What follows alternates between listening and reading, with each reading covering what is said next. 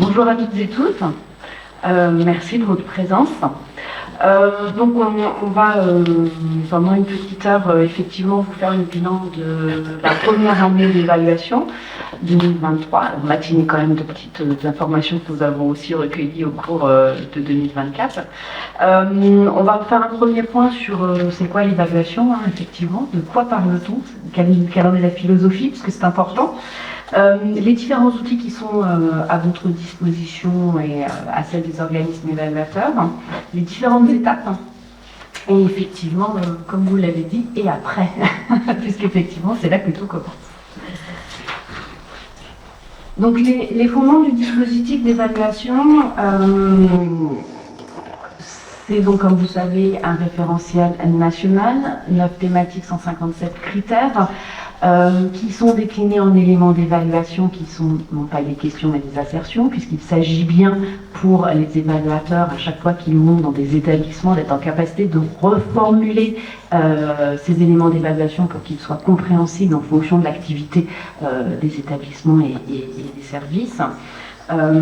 Et tout cela, ça vise vraiment à mesurer le niveau de maturité de vos établissements et services en termes de démarche qualité. La démarche qualité, loi 2002, ça fait déjà un certain nombre d'années. Il y a des dispositifs d'évaluation depuis lors, même si j'avais vraiment commencé en 2013-2014. Et pour autant, on se rend compte qu'aujourd'hui, la démarche qualité, elle n'a pas énervé autant qu'elle aurait dû dans les établissements. Et ce référentiel, c'est vraiment ça, vous permettre d'identifier sur les 5 années dans lesquelles vous vous projetez, puisqu'on est sur des cycles de 5 ans, de pouvoir identifier les axes sur lesquels vous pouvez valoriser les pratiques des professionnels, ce qui est extrêmement important, mais aussi tous les axes de travail sur lesquels il faut avancer. Donc c'est vraiment un outil de pilotage de votre activité et aussi un outil de management, et c'est vraiment comme ça que vous devez appréhender cette évaluation. Pas une contrainte réglementaire, même si c'en est une, hein, vous avez l'obligation de réaliser votre évaluation tous les 5 ans, mais vraiment, pour qu'elle soit utile, elle doit être perçue comme un outil de pilotage au sein de l'activité.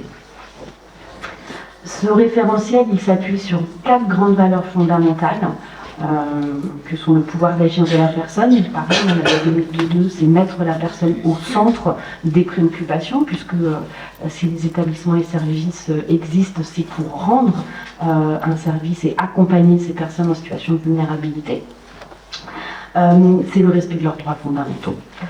L'approche inclusive des accompagnements, l'approche de parcours, et notamment dans le secteur du handicap, la transformation de l'offre en est l'exemple le plus probant.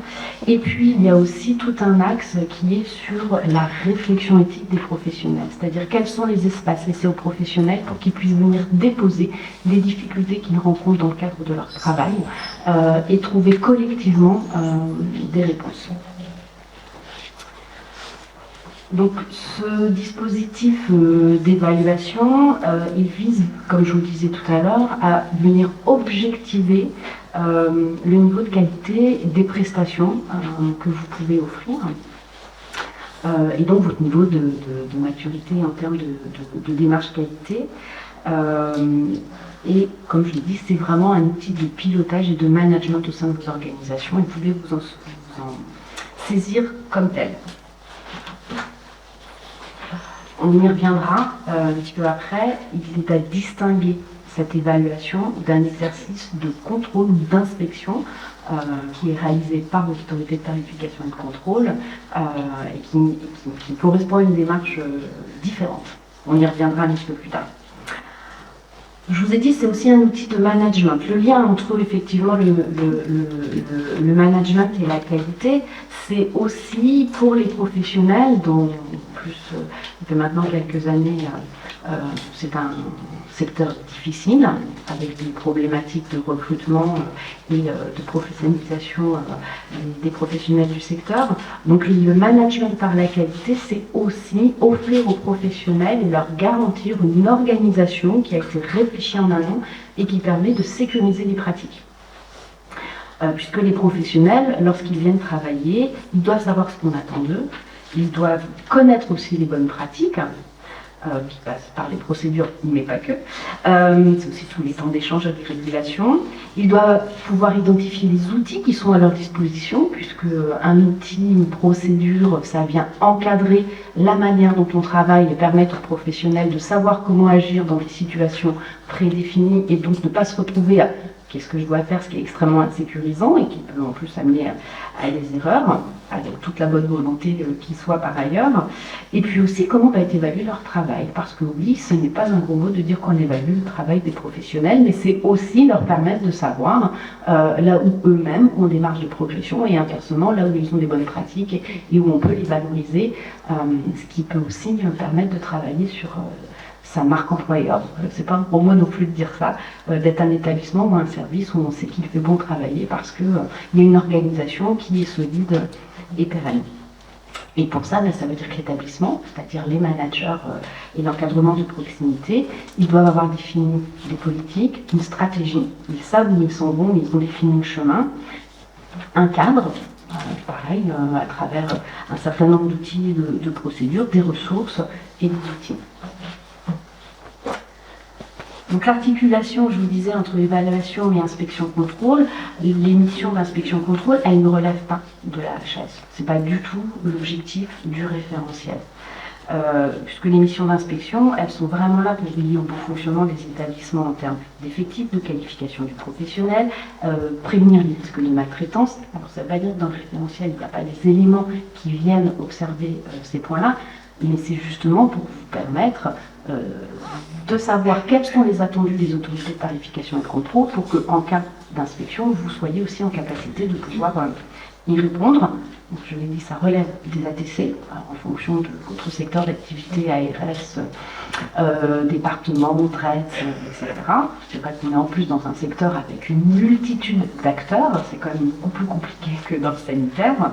Et puis ces actions d'inspection et de contrôle, elles peuvent être programmées ou pas, alors que sur l'évaluation, il y a un arrêté de programmation, à l'intérieur de cet arrêté de programmation, vous avez quand même du temps pour vous y préparer. Et puis après, il va y avoir aussi tout ce qui est contrôle de conformité, de normes. Alors ça va être le HSCCP, ça veut être une visite de contrôle, etc., qui là aussi sont très différentes de ce que peut être l'évaluation.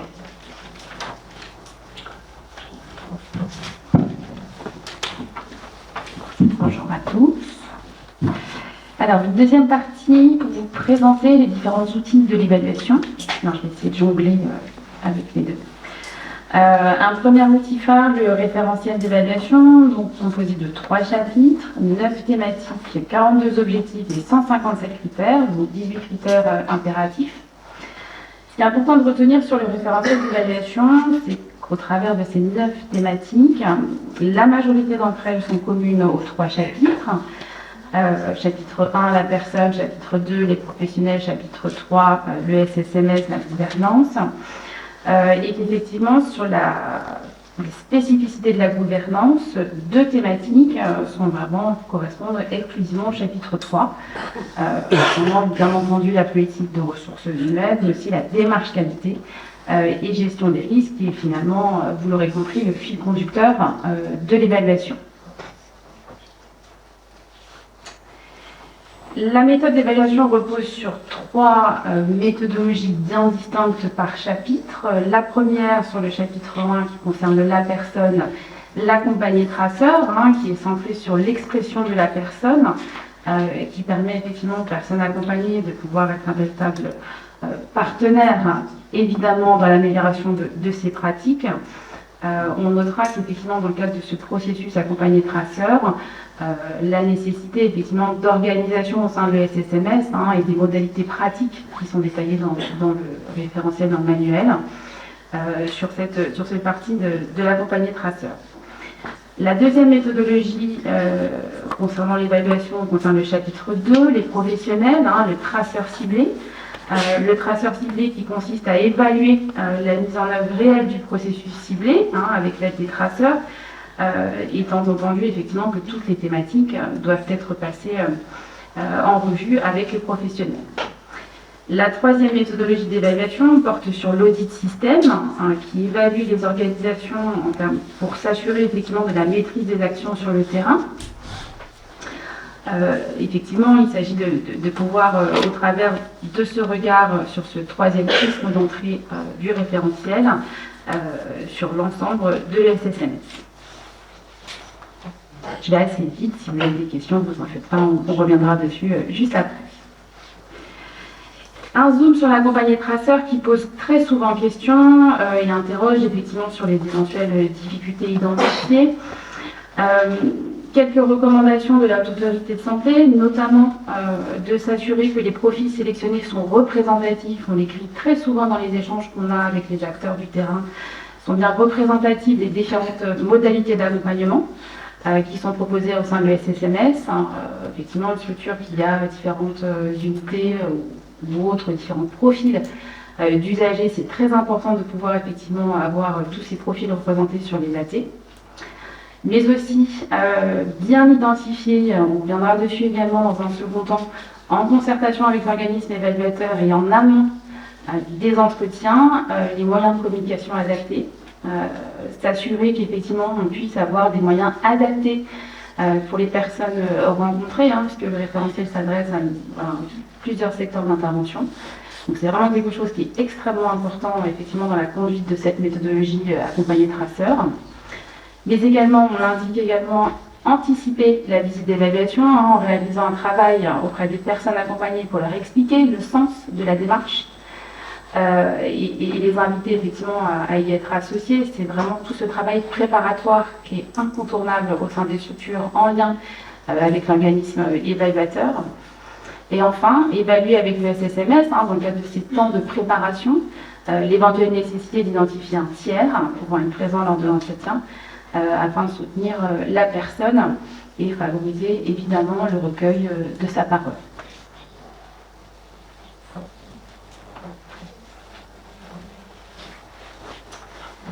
Un focus sur l'importance des regards croisés. On a effectivement affiché un petit tableau qui reprend donc par chapitre effectivement les différents objectifs, croisement des regards, effectivement en fonction du positionnement dans lequel on est sur chacune des méthodologies appliquées, les personnes rencontrées.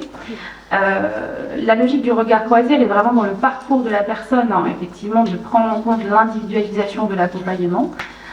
Au regard effectivement de tout au long du parcours, l'accompagnateur tracé, puis le traceur ciblé, d'aller vérifier effectivement qu'un certain nombre d'éléments sont bien en cohérence sur l'ensemble de l'évaluation.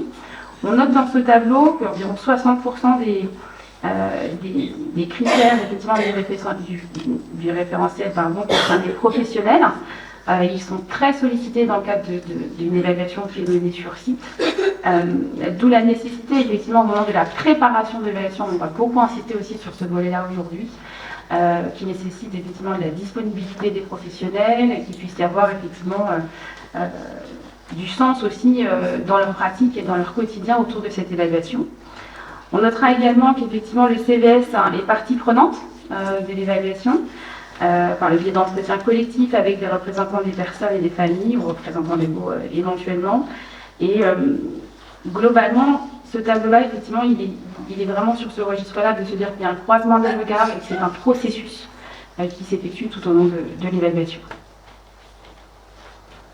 Le deuxième outil, dans le cadre de ce dispositif, c'est le manuel d'évaluation, qui est répertorié par le biais de fiches critères, toutes composées de la même façon, la thématique en haut de chapitre, un objectif, différents critères. Chaque critère du référentiel fait l'objet d'une fiche, comme je viens de le dire, représentée de manière uniforme, qui reprend donc chacun des critères. On montrera que sur la partie référence, un travail est en cours au sein de la Haute Autorité de Santé pour mettre à jour l'ensemble des références qui sont indiquées dans le cadre du référentiel, à la fois sur la partie réglementation, mais également RBTP, donc recommandation de bonnes pratiques professionnelles.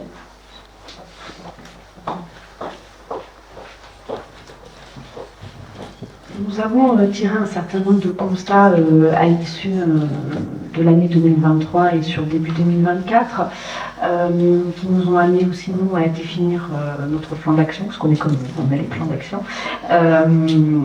Et notamment, ce qu'on a observé, et bon, je pense que vous avez l'occasion de le lire à l'issue de la conférence de presse qui avait été faite en début d'année, c'est qu'on observait des niveaux de cotation élevés, pour ne pas dire très élevés, alors que nous avons dit encourageant, mais que lorsqu'on regardait dans le détail des critères qui concernent directement la thématique de la démarche qualité, de la prévention des risques, c'était là que nous avions les moins bonnes cotations.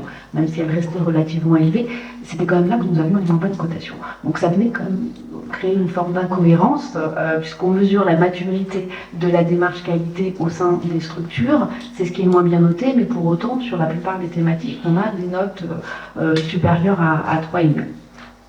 Donc on s'est dit que nous avions du travail pour venir préciser probablement le manuel, et nous avons commencé, on va vous les détailler un petit peu plus après, sur 2 fiches techniques. La première, c'est quand devons-nous mettre en place, cocher CDS ou non, sachant que réglementairement c'est compliqué, parce que ça c'est aussi l'avantage du droit français, c'est que comme on a des directions différentes qui interviennent sur le secteur social et médico-social, il y a parfois des petites incohérences. Donc on a fait du mieux qu'on a pu au regard du droit, mais en tout cas c'est venu clarifier de manière beaucoup plus concrète quand il faut ou non mettre en place un CVS dans un établissement, et donc ouvrir ou non une grille dans SINAE. Et nous sommes même allés davantage dans le détail au niveau de la cotation. Ma collègue reviendra dessus un petit peu après. On a aussi travaillé sur le système de cotation. Alors je sais que cette fiche pour le coup n'est pas si vieille et qu'elle fait beaucoup réagir, parce qu'effectivement elle est beaucoup plus contraignante, on en a tout à fait conscience. On a aussi tout à fait conscience qu'on est sur un secteur, du fait de ce nouveau référentiel, où l'offre des organismes évaluateurs est encore en cours de structuration, que c'est aussi une manière de venir harmoniser le travail qui peut être réalisé par les évaluateurs. Ça leur demande aussi de mieux maîtriser le référentiel, puisqu'on leur demande de vraiment faire un lien dans la cotation avec les éléments de preuve, ce qu'ils observent, les entretiens et la démarche qualité. Je suis sûre que vous aurez des questions fort probablement un petit peu plus tard sur ce sujet, on y répondra avec plaisir. Nous savons aussi que nous avons des chantiers qui nous restent à ouvrir sur les évaluations multi-établissements, puisque là pour le coup les arrêtés de programmation sont à la main des ARS. Pour autant il y a une vraie philosophie, comme je l'ai exprimé au début de cette intervention, où le rapport doit vraiment être opérationnel. Donc voilà, on y reviendra probablement un petit peu plus tard, mais ça va être important aussi qu'on précise un certain nombre de choses. Et j'en profite quand même pour revenir sur un point extrêmement important qui est le code FINES, puisque c'est la clé d'entrée dans SINAE, et que quand les codes FINES ne sont pas à jour, ça vient créer de nombreux problèmes. Donc voilà, vraiment soyez vigilants quand vous créez vos évaluations sur SINAE, de vous assurer de la validité de vos codes FINES.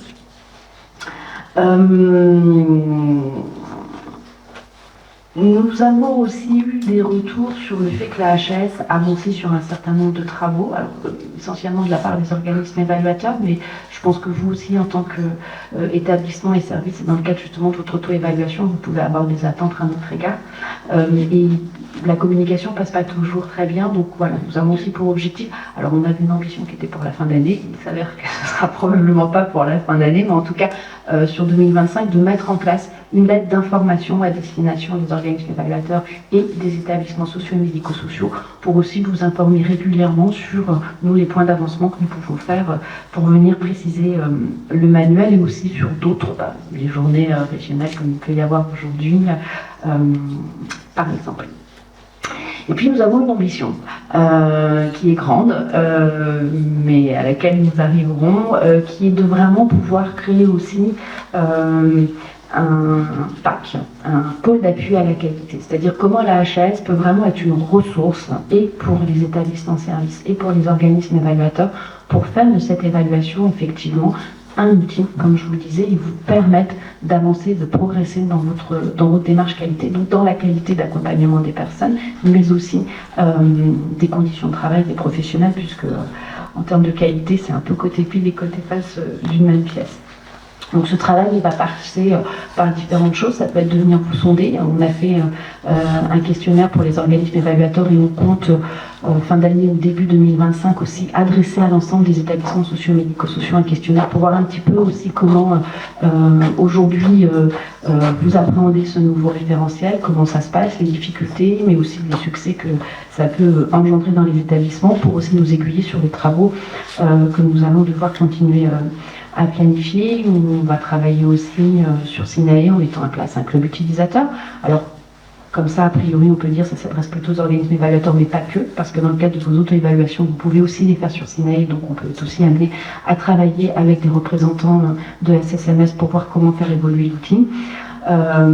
Et puis c'est aussi dans le cadre de ce pôle d'appui à la qualité de voir comment on peut faire fonctionner en synergie, comment les bonnes pratiques, on peut les identifier et les partager.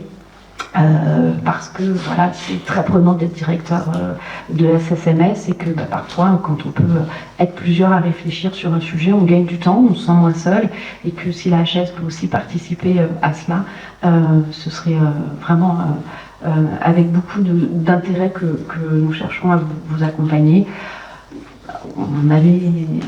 On espérait pouvoir initier ça sur 2025, je pense qu'on fera plutôt sur 2026, puisque notre objectif, il est vraiment aujourd'hui de continuer à travailler sur le manuel. Là, par exemple, on est en train de construire une fiche sur les accompagnés traceurs, parce que voilà, comment on s'assure que le recueil de la personne se fait dans de bonnes conditions et qu'on a un vrai bon recueil. Combien on fait d'accompagnés traceurs, puisque 3 normalement c'est pour les petites structures, mais qu'est-ce qu'une petite structure? Enfin voilà, vous connaissez bien, je pense, tous ces éléments et c'est notre rôle de venir les préciser. Et une dernière chose, c'est que ces précisions, nous ne les faisons pas en chambre, entre nous. Il y a des groupes de travail qui sont organisés. Là, il y a aujourd'hui une première... il y a une diffusion qui a été faite il y a 2-3 jours, sur la publication des résultats, qui est une obligation réglementaire. Le décret ne devrait pas tarder, je sais que ça fait longtemps qu'on le dit, mais bon, on a eu aussi tout un tas d'événements politiques qui font que ça a pris du retard, mais là c'est sûr, il est rédigé et nous on est obligé de prendre un petit peu d'avance puisque c'est la HAS qui, pour le compte de la DGCS, va publier les résultats d'évaluation, donc à savoir que tous les rapports d'évaluation seront rendus publics, alors pas dans leur intégralité, ce sera une version qui descendra au niveau des thématiques et des objectifs, et ce sera un petit peu sur le modèle de ce qu'on peut avoir sur le caméscope en santé, sauf que là ce sera des fiches spécifiques par l'établissement et spécifiques évidemment sociales et médico-sociales. Voilà, je laisse ma collègue reprendre la parole. Alors, pour continuer sur ces premiers éléments, la Haute Autorité de Santé, étant un acteur indépendant, fonctionne effectivement par le biais d'appels à candidature qui sont disponibles sur le site internet de la HAS. Donc, actuellement, effectivement, un groupe de travail sera constitué en lien avec la publication des résultats. Quelques propos introductifs sur effectivement les fiches techniques qui viennent préciser le manuel. Donc, je viens de vous l'indiquer et vous l'a expliqué brièvement, Madame Lucier, c'est une méthodologie éprouvée au sein de la Haute Autorité de Santé qui repose sur le consensus formalisé.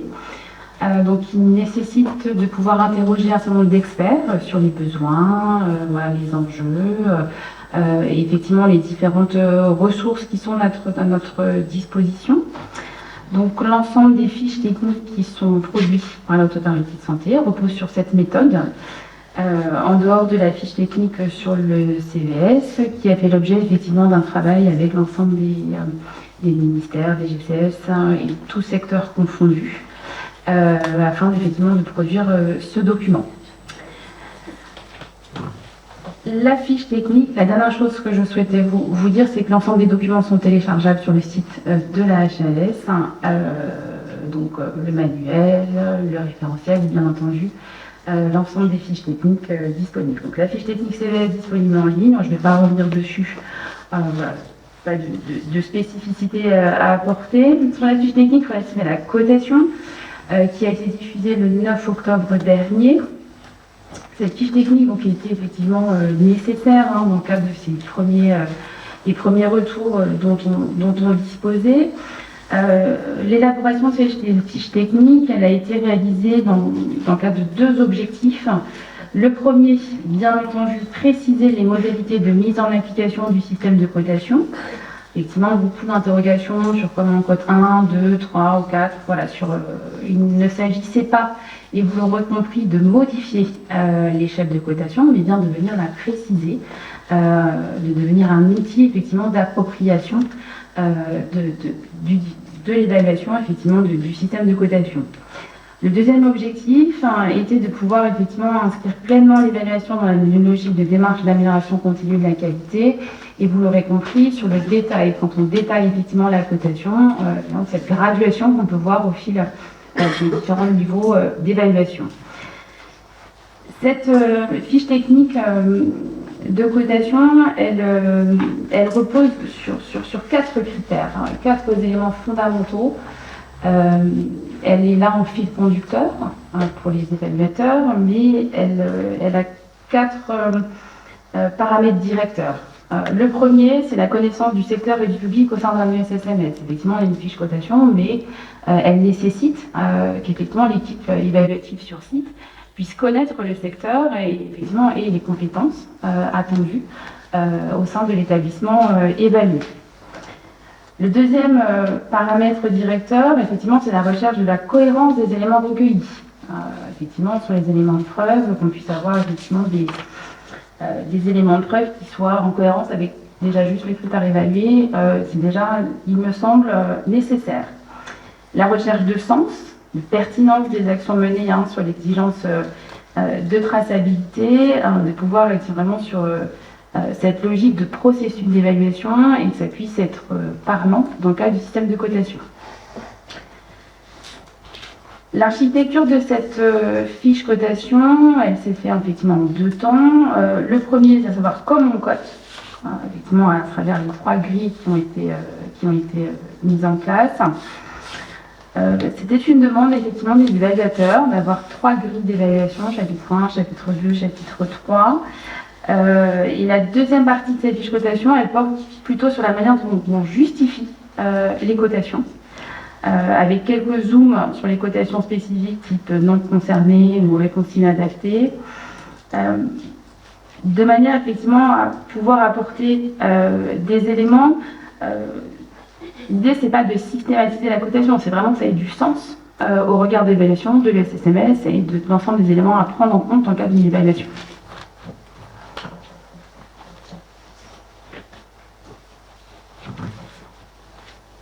Pour terminer sur les outils de la HAS, on va passer brièvement sur en tout cas la nécessité effectivement d'avoir une bonne connaissance des différents outils, notamment les recommandations de bonnes pratiques qui sont également disponibles sur le site internet, auquel fait référence le manuel et qui sont effectivement en cours d'actualisation.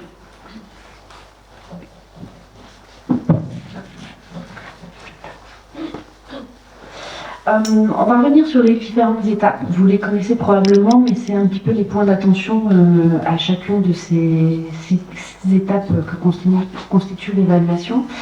La première étape, c'est l'auto-évaluation. Donc, vous le savez, à la différence de l'ancien dispositif, elle n'est plus obligatoire, mais elle est très vivement conseillée. On va revenir dessus un petit peu après. La seconde étape, ça va être aussi de pouvoir vous engager avec un organisme évaluateur. Donc, comment on choisit, quels sont les éléments sur lesquels il faut être attentif et faire attention. La troisième étape, c'est la réalisation de l'évaluation sur site.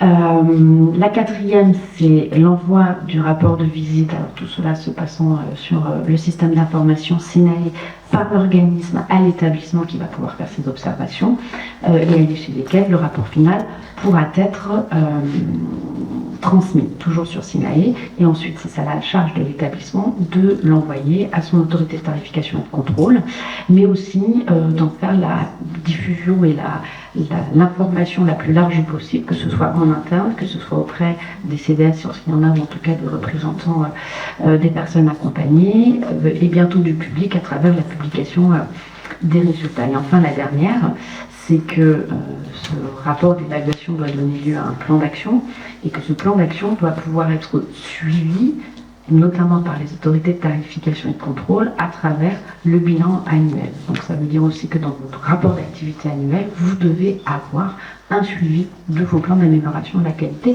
Et c'est vraiment aussi ça qui va venir nourrir le dialogue de gestion avec nos autorités de tarification et de contrôle.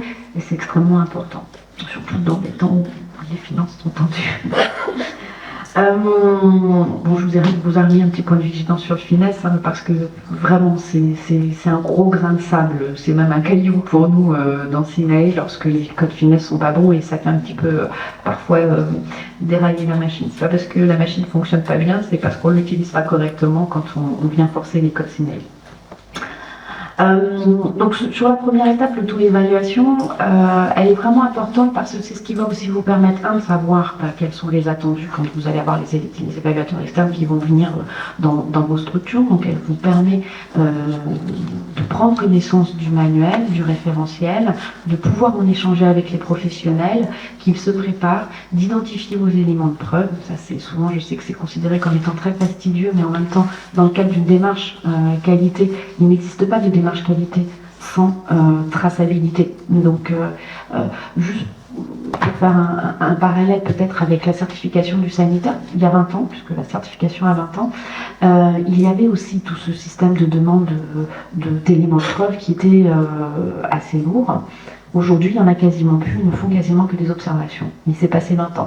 C'est-à-dire qu'il y a eu le temps nécessaire de s'assurer que l'ensemble des établissements sanitaires avaient bien constitué tout leur référentiel de procédure et d'organisation. Une fois qu'on sait qu'il existe, on peut s'en détacher un petit peu. Nous, aujourd'hui, dans le médico-social, on est sur ce premier pas qui est de s'assurer que les établissements ont bien organisé leur démarche qualité, ont bien organisé le contexte et les outils mis à disposition aux professionnels. Donc c'est vraiment cette auto-évaluation, quand on dit qu'elle est très fortement conseiller, vous avez tout à gagner réellement de l'initier. Alors c'est vrai que sur cette première vague, au regard des arrêtés de programmation qui tombent, vous pouvez avoir plus ou moins de temps pour vous y préparer. Ceux qui n'ont pas beaucoup de temps, voilà, c'est un peu à marche forcée, mais c'est pas parce que vous avez fait une évaluation externe, une évaluation tout court par un organisme évaluateur, que vous ne pouvez plus et vous ne devez plus faire d'auto-évaluation, parce que c'est vraiment aussi, quand je vous disais que le référentiel c'est un outil, c'est-à-dire que vous travaillez une thématique, vous devez par exemple remettre à jour votre projet d'établissement ou projet de service, eh bien dans le référentiel, vous allez pouvoir identifier quels sont les éléments de politique, quels sont les éléments stratégiques, quels sont les éléments d'organisation qui sont attendus et qu'on doit à minima retrouver dans vos projets d'établissement et vos projets de service. Vous mettez en place une démarche RSE, il n'y a pas que un critère qui correspond au numérique dans le référentiel, le 13.15, si les souvenirs sont bons, mais vous en avez plein d'autres qui vont concerner la qualité de vie au travail, qui vont concerner justement la capacité du management de mettre en place une organisation. Enfin bon, il y a cette pilier de la RSE. Vous allez retrouver dans le référentiel un certain nombre d'éléments qui vont venir vous aider, vous étayer et surtout vous permettre, alors même que vous avancez, que vous construisez justement les éléments qui viennent structurer et étayer votre organisation, et bien tout ça vous le faites avec le manuel à vos côtés, et comme ça vous êtes sûr qu'au moment des évaluations, c'est bon, c'est prêt, et vous maîtrisez les attendus, et comme bien évidemment vous construisez avec vos équipes, je suis désolée, je suis un petit peu... quand je dis bien évidemment, je sais que parfois j'appuie un peu, ça fait mal, mais normalement ce travail se fait aussi avec les équipes. Et donc, c'est aussi donner du sens au travail qui est fait avec les professionnels. Et donc, quand ils vont être interrogés par les évaluateurs, ils vont savoir exactement de quoi ils parlent. Ils vont être en capacité de valoriser aussi tout ce qui se fait sur l'établissement. Voilà. Donc, cette auto-évaluation, elle est vraiment importante. Et même après avoir fait une première évaluation, et surtout, elle vous aide aussi à maintenir à jour votre plan d'action. Elle est aussi bien évidemment valorisée dans le cadre même de l'évaluation, hein, puisque dans le critère 3.10 qui vient justement indiquer que l'établissement ou le service définit et déploie sa démarche d'amélioration continue et sa qualité des risques. Donc ça nous permet aussi là d'avoir 1, 2, 3 ou 4 étoiles. Donc voilà, ce premier pas, il est quand même très important pour vos organisations. Il peut vous paraître parfois un peu énergivore, mais vraiment à chaque fois, dites-vous que ça vient vous aider à étayer la structuration ou renforcer, puisque les établissements sont des organismes vivants et donc ça évolue.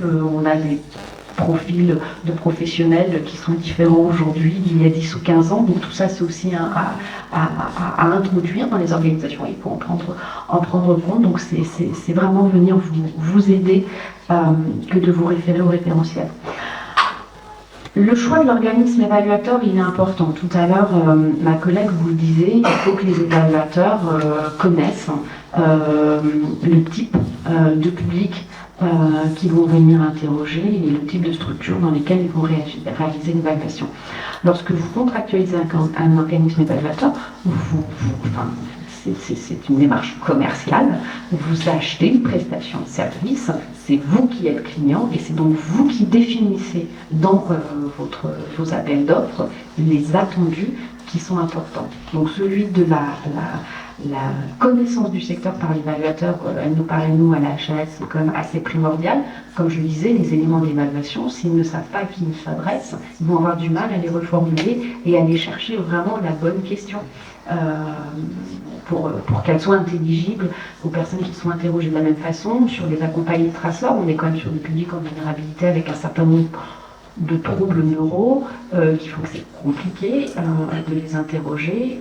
Si vous avez des évaluateurs qui n'ont jamais eu affaire à ce type de public et qui ne savent pas du tout comment on doit effectivement rentrer en relation avec, ça va être beaucoup plus compliqué pour avoir une vraie qualité d'échange. Donc ce temps de définition du profil des évaluateurs, et même après une fois que vous avez choisi votre organisme évaluateur, de travail en amont, une fois que les personnes accompagnées ont été identifiées, de comment on rentre en contact, s'ils ont des modes de communication adaptés qui vont pouvoir être utilisés, etc. C'est vraiment important de le prévoir dans votre demande de prestation et de vous assurer aussi que c'est bien il y a des CV qui peuvent être présentés au moment de la présentation commerciale, mais il faut que ce soit aussi bien ceux-là qui vous sont présentés au moment de la visite. C'est toujours intéressant aussi d'avoir une mise en concurrence. Alors après, ça dépend aussi, généralement, quand vous faites partie d'organismes gestionnaires, vous pouvez déjà avoir des procédures qui vous obligent à contacter X nombre d'organismes évaluateurs, mais même si ce n'est pas le cas, c'est toujours intéressant de voir les différentes propositions et parfois de vous dire, ah oui tiens, j'avais pas pensé à ça, mais c'est intéressant que cet organisme aborde ce sujet. Et c'est important aussi, puisqu'aujourd'hui, il y a 128 organismes évaluateurs en tout, c'est ça? Oui, 131, mais ça bouge un petit peu à la main, autour de 130. Il y en a un peu plus de la moitié aujourd'hui qui ont eu leur accréditation, donc ça veut dire que les autres sont en cours de recevabilité. Donc il est important de vous assurer, ça ne veut pas dire que vous ne pouvez pas travailler avec des organismes qui n'ont pas encore été accrédités, ils ont 2 ans pour être accrédités, donc vous pouvez. Il faut que vous vous assuriez juste de 2 choses. Un, que leur fin de recevabilité, c'est-à-dire que l'échéance des 24 mois ne tombe pas après votre date de visite, parce que s'ils venaient à ne pas être accrédités, vous n'avez plus personne, voilà. Et si c'est pendant vos visites, il faut savoir que SINAE, lui, il respecte la loi. La loi, c'est 24 mois, il n'y a pas d'accréditation, SINAE est coupé, même si vous êtes en cours d'évaluation. Donc c'est extrêmement important que vous connaissiez sa date de recevabilité, s'il n'est pas encore accrédité, pour être sûr que vous, votre date de visite, soit avant.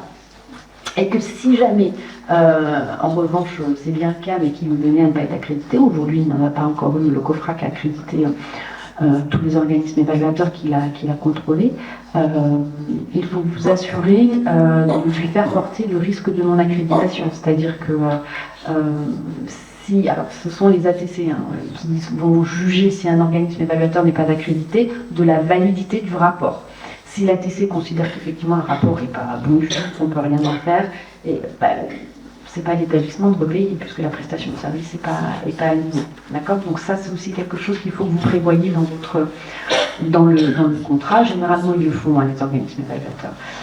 Et puis surtout sachez que lorsque vous n'êtes pas satisfait de la prestation qui a été fournie par l'organisme évaluateur, vous avez tout à fait le droit de déposer une plainte ou une réclamation. Ça fait partie, justement dans le cadre de leur accréditation, de leur processus interne de qualité. Ils doivent traiter ces éléments de plainte et réclamation et vous répondre à l'instar de ce que vous-même vous devez faire dans vos établissements et services.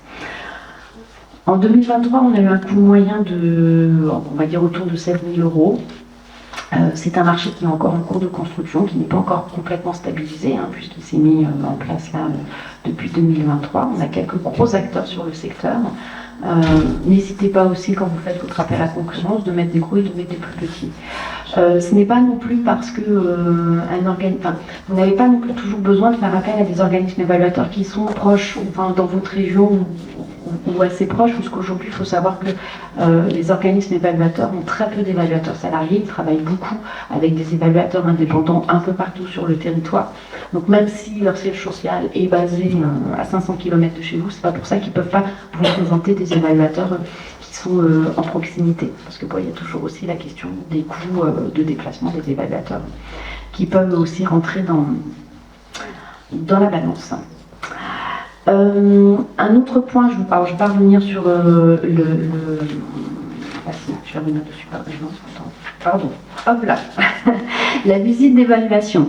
Là aussi, quelques éléments avant la visite sur site. Il est extrêmement important que vous validiez ensemble le planning. On a vu tout à l'heure dans le petit tableau récapitulatif, les professionnels sont extrêmement sollicités. Donc en fonction de la taille de la structure, ils peuvent être vus en une fois sur l'ensemble du chapitre 2, par exemple, s'ils ne sont pas très nombreux.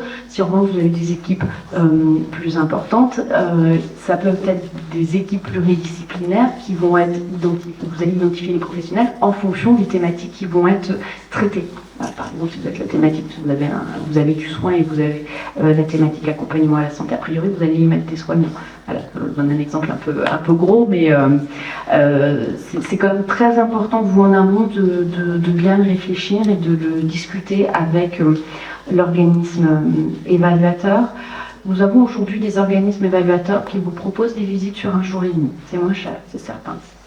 Mais que vous soyez un établissement de 100 places ou un établissement de 25 places, sur les 157 critères, il n'y en a que 27 qui sont spécifiques. Donc grosso modo, ça dure à peu près le même temps de faire une évaluation. La seule chose qui va changer, c'est le nombre d'accompagnés traceurs qui va effectivement, plus vous en faites, plus ça rajoute du temps. Une évaluation d'1 jour et demi, nous, à la HAS, on considère que ça ne peut pas être une évaluation de qualité. Parce qu'un évaluateur, en 1 jour et demi, probablement que les évaluateurs qui sont dans la salle pourront le témoigner. Et alors, je vous en parle aussi en connaissance de cause. J'ai eu l'occasion de faire des évaluations. C'est extrêmement compliqué, vraiment. Et c'est aussi pour les professionnels de vos établissements, et vous aussi, puisque vous êtes rencontrés dans le cadre du chapitre 3, c'est quand même vous pressurisez un petit peu. Donc ça aussi, c'est des choses qu'on viendra préciser. Il faut savoir que dans les évolutions SINAE, nous allons demander le nombre d'heures sur site, le nombre d'heures hors site, parce que ça aussi, du temps hors site pour permettre aux évaluateurs de se concerter, de reprendre un peu au calme toute l'information qu'ils ont recueillie, c'est important pour avoir une évaluation de qualité. Donc ce sont des choses que nous allons davantage contrôler aussi dans le cadre de nos contrôles, parce qu'on ne l'a pas dit jusqu'ici, mais au sein de la HAS, l'équipe réalise des contrôles de rapport. On les relie et le cas échéant, alors on ne fait jamais sur la base d'un seul rapport, on en lit plusieurs, et si on constate qu'il y a des écarts par rapport au manuel, au cahier des charges, nous faisons des lettres de rappel aux organismes évaluateurs.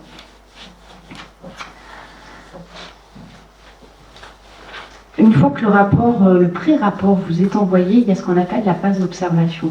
Elle est extrêmement importante, c'est-à-dire qu'elle vous permet, vous, en tant que structure, de revenir sur des points qui auraient pu être mal compris par les évaluateurs. Et ça peut arriver, parce que réellement, 2 jours sur site, c'est énormément d'informations qui sont recueillies par les évaluateurs, donc ça vous permet vraiment de refaire le point. On insiste aussi, attention, une évaluation, c'est une photo à un instant T. Vous ne pouvez pas venir ajouter des éléments qui n'existaient pas au moment de l'évaluation. Donc, il faut jouer le jeu dans les deux sens. Mais c'est pour ça que c'est vraiment très important que vous relisiez le pré-rapport, puisque ça veut dire que vous êtes d'accord avec ce qui est dit. Parfois, il y a des observations qui peuvent être, mais là je ne suis pas d'accord, la cotation, vous avez mis 3, moi je pense que ça doit être un 4. Les évaluateurs sont indépendants, et donc c'est à eux de justifier si oui ou non ils prennent en compte vos observations et s'ils modifient ou non ou leurs commentaires ou leurs observations. Normalement, il n'y a pas de raison de venir influer sur les cotations. Il y a aussi parfois des directeurs qui disent « Moi là, j'ai eu un 4, je ne comprends pas, pour moi ça ne valait pas un 4, j'aurais voulu une note inférieure. » Mais pourquoi? Parce que justement, ils perçoivent bien ce rapport comme étant un outil et ils disent « Ça va me permettre moi aussi de pouvoir mettre l'équipe en marche et de pouvoir effectivement progresser collectivement. » Donc, vraiment, faites vos observations de manière très circonstancée. C'est intéressant parfois de ne pas être tout seul à relire ce pré-rapport, mais de le faire peut-être en équipe managériale. Et comme je vous le disais, en revanche, ça reste de la responsabilité de l'évaluateur de prendre en compte ou non ces observations. Quoi qu'il en soit, il doit justifier la prise en compte ou non des observations. Une fois que vous avez envoyé vos observations et qu'elles sont non prises en compte, le rapport est finalisé. Et les évaluateurs ne peuvent pas apporter d'autres modifications que celles sur lesquelles vous avez apporté des observations, puisque sinon, ça veut bien dire qu'ils modifient des choses que vous n'aurez pas vues. Donc ça c'est très important, les évaluateurs ne peuvent qu'apporter des modifications sur ce que vous-même vous avez fait remonter. Et lorsqu'un rapport est finalisé, qu'il est transmis à votre autorité de tarification et de contrôle, enfin même dès lors qu'il est finalisé, sursignalé, il n'est plus modifiable. Il est impossible de le réouvrir. Il part à la TC et la TC après elle le traite et ça rentre dans votre dialogue de gestion. Et voilà, un rapport clos est un rapport clos. Donc ce rapport, aujourd'hui, il est présenté, donc il y a la présentation de l'établissement. Alors là, comme je le disais, quand il y a des problèmes de finesse, ah mais c'est pas la bonne adresse, ah mais voilà. Donc il faut vraiment être très très, très vigilant quand vous, puisque c'est vous, établissement et service, qui devez inscrire, créer le profil de l'établissement sur Sinae, donc il faut que vous soyez vraiment très vigilant.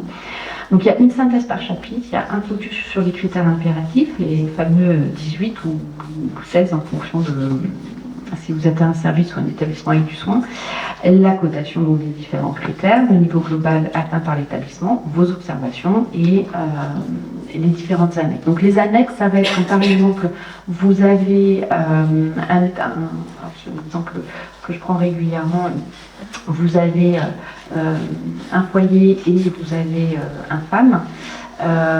Ce sont deux numéros finesse différents, pour autant ça peut être dans le même établissement avec des professionnels partagés, donc ça va être considéré comme une évaluation, même s'il y a bien deux numéros finesse. Et donc les annexes, c'est que vous aurez bien une annexe pour le foyer et une annexe pour le femme. En revanche, si vous décidez de faire deux ESAT, c'est le même numéro finesse, donc il ne vous donnera pas d'annexe, vous aurez un seul rapport. Parfois, ça peut être compliqué pour retrouver ses titres, pour faire son plan d'action individualisé. Donc, les multi-établissements, on sait que ça permet de faire des économies, et c'est vraiment à la main des ATC qui vous disent si oui ou non elles sont d'accord.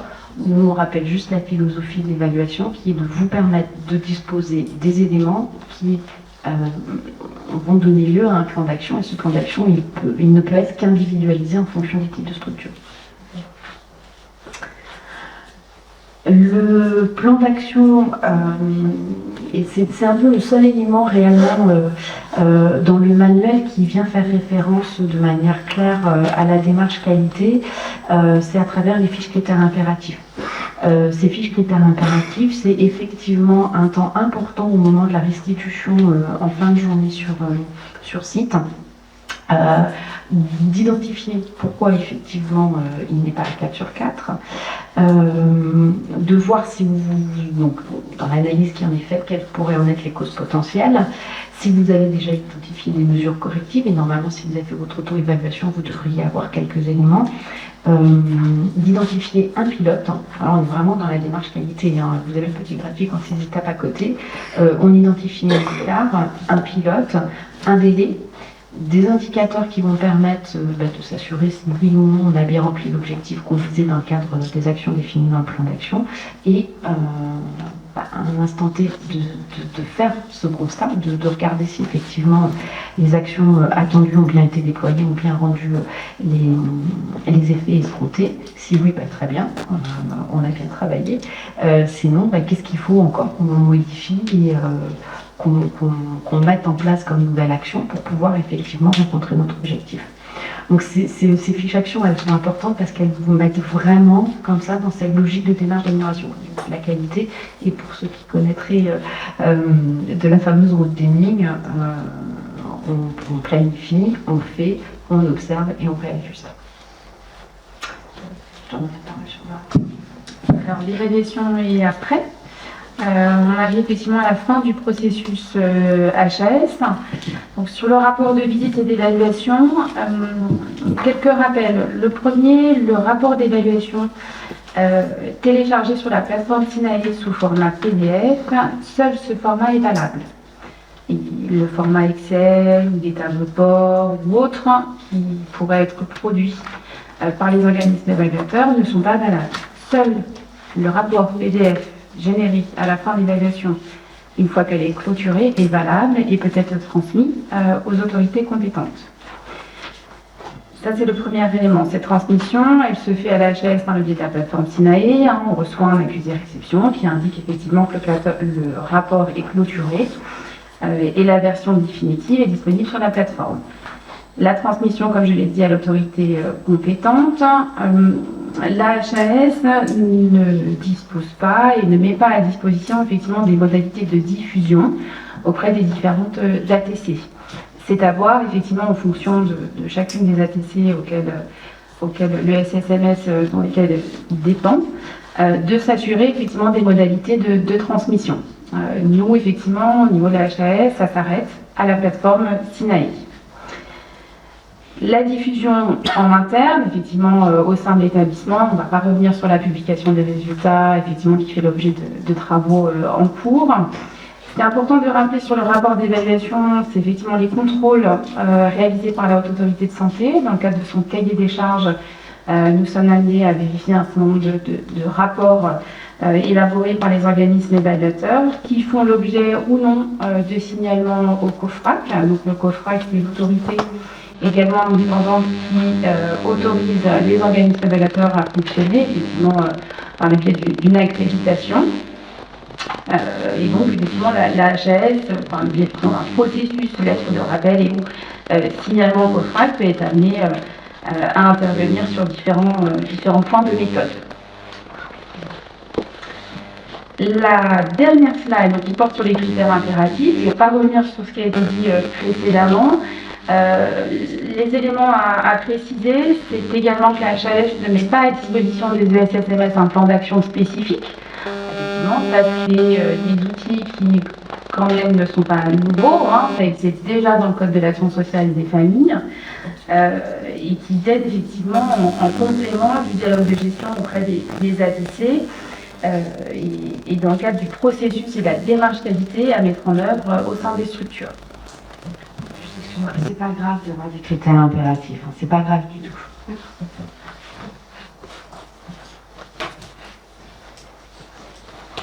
Le rapport d'activité annuel, donc comme je le disais à l'instant, hein, dans le Code de l'action sociale et des familles, le suivi du plan d'action indiqué, la valorisation des actions engagées dans le cadre d'une démarche d'amélioration continue de la qualité efficiente au sein des structures, à la fois en termes de dialogue de gestion, mais aussi en termes de transformation de l'offre, d'évolution et de suivi des besoins identifiés au sein des structures, et ces rapports d'activité, comme vous le savez, qui font l'objet d'envois annuels auprès des autorités de contrôle et tarification.